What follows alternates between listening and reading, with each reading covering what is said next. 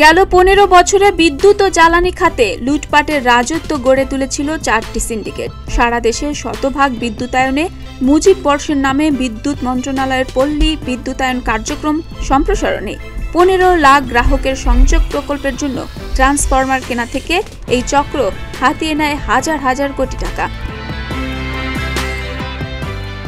আওয়ামী লীগ সরকারের 2014 থেকে 2024 সাল পর্যন্ত 10 বছর বিদ্যুৎ ও জ্বালানি প্রতিমন্ত্রী ছিলেন নসরুল হামিদ। এই খাতে সিন্ডিকেট গড়ে তোলেন তিনি। বিশ্লেষকরা বলছেন, বারবার বিদ্যুৎ ও জ্বালানির অস্বাভাবিক দাম বৃদ্ধি ও বিপুল লোকসানের জন্য আওয়ামী লীগ সরকারের অপরিকল্পিত উচ্চাভিলাষী উন্নয়ন কার্যক্রম ও দায় মুক্তির আইনের আড়ালে দলীয় ব্যবসায়ীদের সুবিধা দেওয়ার পন্থাই দায়ী। এই সময় বিদ্যুৎ ও জ্বালানি খাতের দায়িত্বে থাকা উপদেষ্টা, প্রতিমন্ত্রী, সচিব সহ ঊর্ধ্বতন মহলের দুর্নীতিও এ খাতকে বিপর্যয়ের দিকে ঠেলে দেয়। আওয়ামী লীগ সরকারের টানা 3 মেয়াদে বিদ্যুৎ খাতে ভর্তুকি দেওয়া হয়েছে 1,64,000 কোটি টাকা। এর মধ্যে বড় অংশই গেছে বেসরকারি বিদ্যুৎ কেন্দ্রগুলোর ক্যাপাসিটি চার্জ পরিশোধে, যার পরিমাণ প্রায় 1.25 লাখ কোটি টাকা।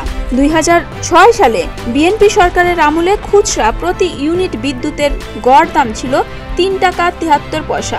বর্তমানে গ্রাহক পর্যায়ে প্রতি ইউনিট বিদ্যুতের দাম 8 টাকা 95 পয়সা। গত 15.5 বছরে খুচরায় বিদ্যুতের দাম বেড়েছে 142%।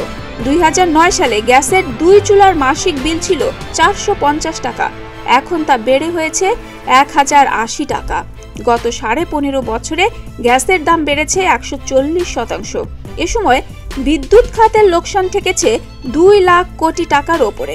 শতভাগ বিদ্যুতায়নের কথা বলা হলেও পল্লী বিদ্যুতের গ্রাহকরা রয়েছে এখনো অন্ধকারে। আওয়ামী লীগ সরকারের দুর্নীতিবাজ সিন্ডিকেটের অংশীদার হয়ে আখের গুছিয়েছেন মূলত একাধিক আমলা। রেন্টাল ও কুইন রেন্টাল নামে বিতর্কিত প্রকল্পগুলো আলোর মুখ দেখেছিল সাবেক বিদ্যুৎ সচিব আবুল কালাম আজাদ, বিদ্যুৎ সচিব আহমেদ কায়কাউস, অতিরিক্ত সচিব আনোয়ার হোসেন, পিডিবির সাবেক চেয়ারম্যান এএসএম আলমগীর কবির ও খালেদ মাহমুদ, আইপিপি সেলের বিভিন্ন সময়ের পদে দায়িত্বে থাকা গোলাম কিবরিয়া, মাসুদ আল বিরুনি ও মাহবুবুর রহমানের হাত ধরে এই কর্মকর্তারা সুবিধা নিয়ে অতিরিক্ত দামে বিভিন্ন বিদ্যুৎ প্রকল্পের চুক্তি করতে ভূমিকা রাখেন। সেই সাথে বিশেষ আইনে প্রকল্পের দরদাম ঠিক করতে যে নেগোসিয়েশন কমিটি থাকে তার প্রধানের দায়িত্ব পালন করেন বিদ্যুৎ সচিব।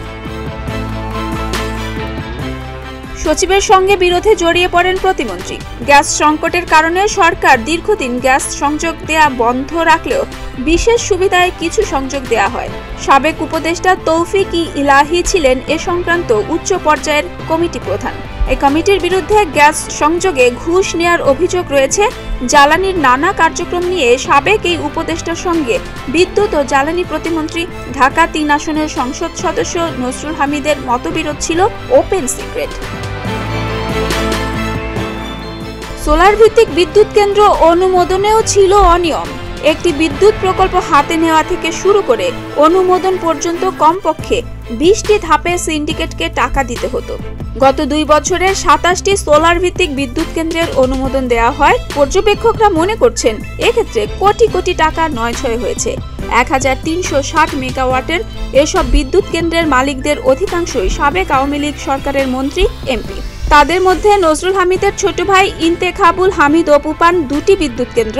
এছাড়া শরীয়তপুরের সাবেক এমপি নাহিম রাজ্জাক, বিসিবির সাবেক পরিচালক জালাল ইউনুস, সাবেক পররাষ্ট্রমন্ত্রী হাসান মাহমুদ, সাবেক ভূমিমন্ত্রী সাইফুজ্জামান চৌধুরী জাবেদের ছোট ভাই আব্দুস সালাম, সাবেক পররাষ্ট্র প্রতিমন্ত্রী শাহরিয়ার আলম, টাঙ্গাইলের সাবেক এমপি তানভীর হাসান, সাবেক ধর্মমন্ত্রী ফরিদুল রহমান, সিলেটের হাবিবুর রহমান এমপি ও রাজশাহী অঞ্চলের 1 এমপি প্রত্যেকে একটি করে বিদ্যুৎ কেন্দ্র পান।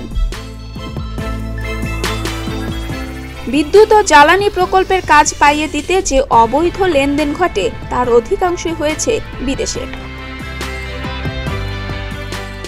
ডেস্ক রিপোর্ট, প্রতিদিনের বাংলাদেশ।